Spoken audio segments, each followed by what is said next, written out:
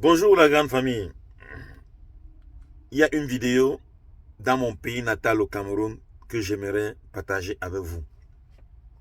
Mais avant de partager avec vous cette vidéo, écoutez un peu ce raisonnement de ma part.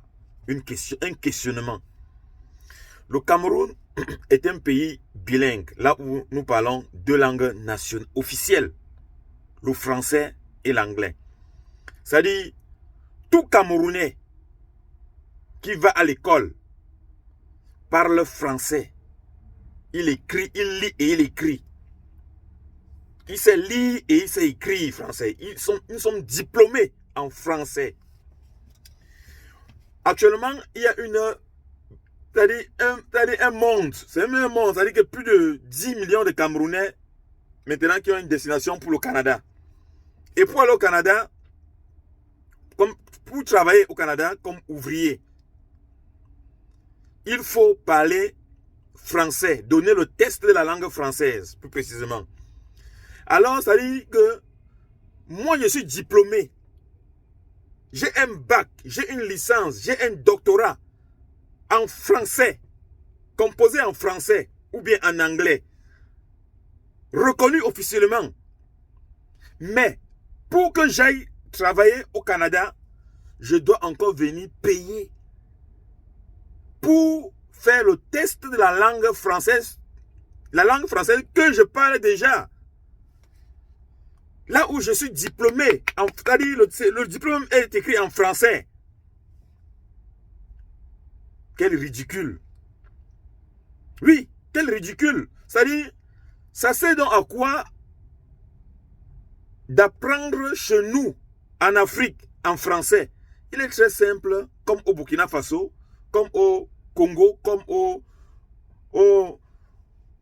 Sénégal, là où déjà ils parlent le Wolof, qui est reconnu. Chez nous au Cameroun, il n'y a aucune langue nationale du Cameroun. Aucune. Au Cameroun, il y a plus de 250 langues. Au Cameroun. Il n'y a aucune langue nationale. La langue nationale, c'est le français que eux ils ont choisi. Et l'anglais. Que les colons ont laissé jusqu'à aujourd'hui, ça continue. Et maintenant, voilà comment est-ce qu'on ridiculise les Camerounais diplômés en français qui veulent aller travailler au Canada. On leur demande encore de venir passer un test de la langue française pour confirmer que oui, ils parlent français. Donc ça veut dire que nous, on ne parle pas français. Donc comme je suis en train de parler là maintenant, je parle mon patois. C'est mon patois. J'ai appris ça à la maison. À parler le patois là à la maison, pas à l'école. Le diplôme que j'ai, c'est un diplôme en patois africain. C'est pas en français. Pour que j'aille chez eux là-bas, je vais saluer ici le président Ibrahim Traoré du Burkina Faso qui a dit à compter de dorénavant, le français ne sera plus jamais parlé au Burkina Faso. La langue nationale sera une langue burkinabèse. Une langue burkinabè, pardon, qui sera parlée au Burkina Faso.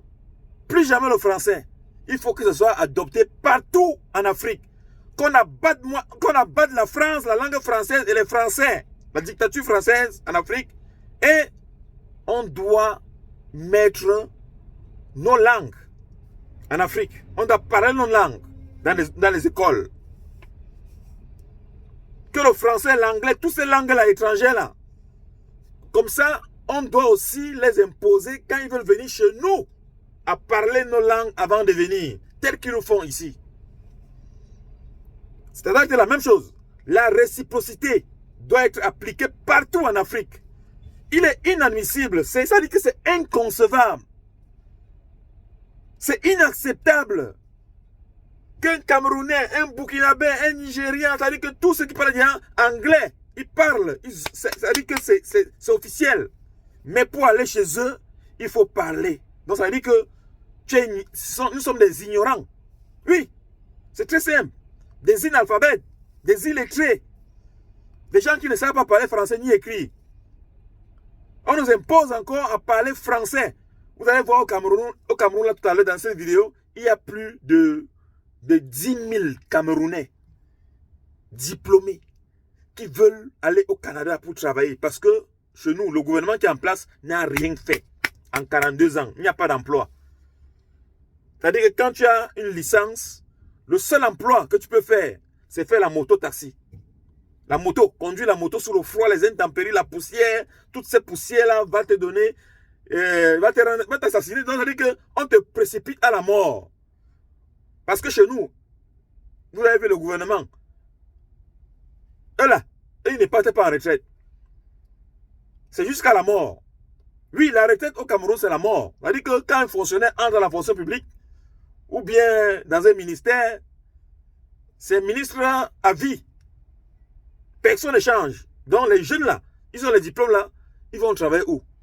Et puis maintenant, vous allez entendre certaines personnes disent que au Cameroun, il y a des chômeurs. Il n'y a pas de chômeurs au Cameroun. Il n'y a que des sans-emploi. La différence entre un chômeur et un sans-emploi, le chômeur, c'est celui qui a eu un emploi. Il a travaillé et puis maintenant, il a perdu son emploi, il entre au chômage. Mais un sans-emploi, c'est celui qui n'a jamais travaillé. Les Camerounais là, ils n'ont jamais, certains là d'entre eux, ils n'ont jamais travaillé. Ils ne sont pas des chômeurs, mais ils sont plutôt des sans-emploi. Parce qu'il n'y a pas d'emploi au Cameroun. Il n'y en a pas. Le seul emploi, c'est la moto. Voilà. C'est pour ça que vous voyez, il y a beaucoup d'accidents parce que ces conducteurs de moto, ils n'ont aucun permis de conduire. Aucun. Allez faire un test pour leur demander un peu, poser des questions sur les panneaux routiers. Ça sera la catastrophe. Les réponses seront terrifiantes. Oui, parce qu'ils ils n'ont jamais pris un code de Rousseau pour lire. Et jamais. Donc, quand il a déjà un peu l'équilibre sur la moto, il cherche à changer les vitesses et accélérer, freiner, c'est bon. Il peut déjà être un moto-taximan. C'est tout. C'est pour ça que vous allez voir les pieds coupés, les accidents broyés par-ci par-là, parce que ces gens n'ont pas de permis de conduire, ils ne connaissent pas le code de Rousseau, tout simplement.